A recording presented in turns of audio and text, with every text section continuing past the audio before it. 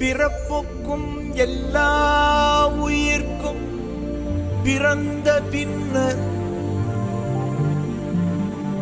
யாவதும் ஊரே யாவரும் கேலி. உண்பது நாழி உடுப்பது இரண்டே, உறைவிடம் என்பது ஒன்றே. உரைத்து வாழ்ந்தோம் உழைத்து வாழ்வோம்.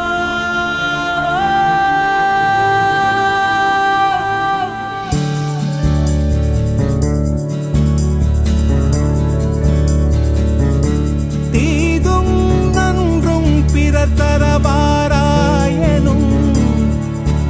நன்மொழியே நம் பொன்மொழியா. போரை புறம் தள்ளி பொருளை பொதுவாக்கவே அமைதி வழிகாட்டும் அன்பு மொழி ஐயன் வள்ளுவரின் வாய்மொழியா. செம்மொழியான தமிழ் மொழியா,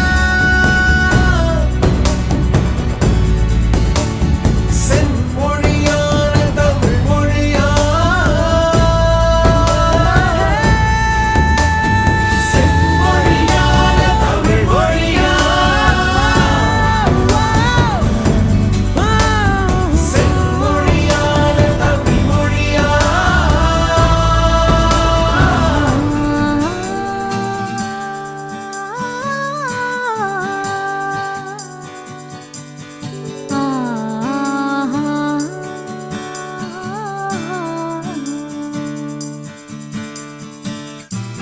ஓரறிவு முதல் ஆறறிவு உயிரினம் வரையிலே உணர்ந்திடும் உடலமைப்பை பகுத்து கூ